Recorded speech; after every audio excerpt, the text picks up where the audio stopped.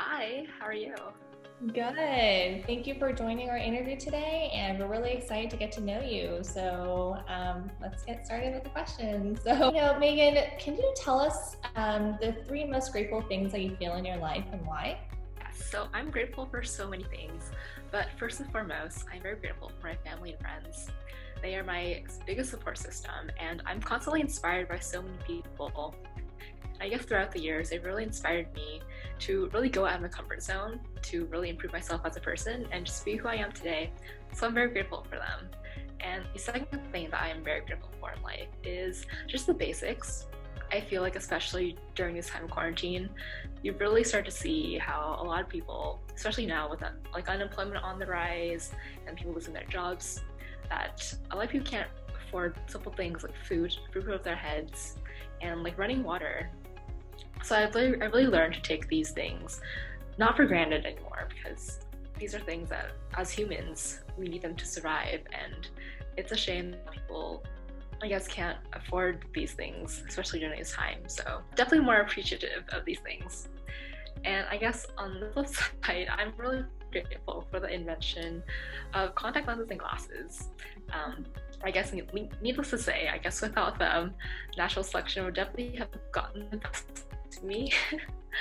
And I'm really inspired and amazed at how technology has really grown over the years, and since like the last century. So I'm super excited to see where technology will bring us to the future. Mm-hmm. Yeah, great points. Actually, for me too, I think if we didn't have contact lenses or glasses, natural selection would get the best of me too. So, Yeah. for sure. So Megan, what are you most proud of? So ever since I was young, I've always been interested in art and science, and I love creating things with my hands.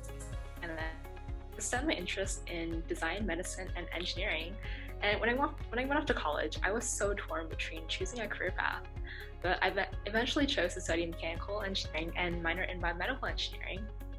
And I wasn't really interested in like the stereotypical things that mechanical engineers are interested in, like cars, weaponry, spaceships, and all of that. And so I set myself the goal of working in the medical device field because I really wanted to improve healthcare.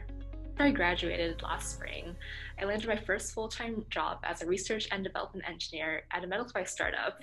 And on my day-to-day, not only do I get to improve healthcare, but I actually get to incorporate design in engineering. And right now we're building a medical device implant that goes into the heart to treat blood regurgitation. And I'm really proud of myself for getting here. I managed to incorporate, all those three things I was really interested in, so design, engineering, and medicine, into like whole one job.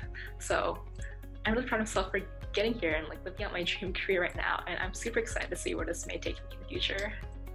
Yeah, that's really cool. So you combine medicine, engineering, and design all together, and then so basically your day-to-day job isn't actually like a job; it's like your passion. So it's like kind of like your I'm having a lot of fun. yeah, totally. That's awesome. That's really cool. So Megan, if there was one thing that you can tell the younger generations, what would it be? I think one big thing that I would definitely love to tell the young generation is to just believe in yourself. I guess becoming an engineer wasn't the easiest path for me, especially when I was in college. I was surrounded by all these guys that were in my field because I studied mechanical engineering, and that's still a very male-dominated field. And when I would look at my peers around me, I would see people who just, they got the concepts right away. They understood how to do all the problems, like do the homework. And I guess I came from a very also artistic background. So my mind wasn't super logical and mathematically formed, like I guess most like natural engineers. So I didn't feel like I fit in.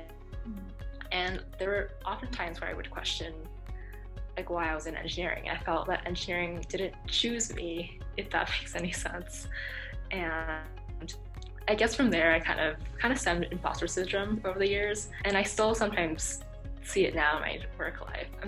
I'm like the only female in like a male-dominated role, but realize that if you just believe in yourself, I think that's the very first step into gaining that confidence. For me, at least, even though I told myself, even though if engineering didn't choose me and like I wasn't my quote unquote just that job that I was born to do, I wanted to do engineering. So even though it didn't choose me, I chose engineering, and I really wanted to work hard and get to that role.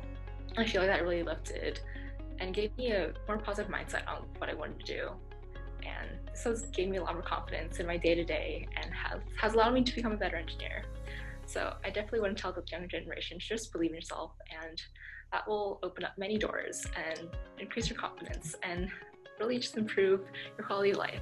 Yeah, yay. Well, good for you, Megan. I'm really, proud and rooting for you. Yeah, it's definitely, the gender, I guess, like male to female ratio for like a field like engineering, you definitely see that like male dominance in there, but in like STEM kind of fields, right?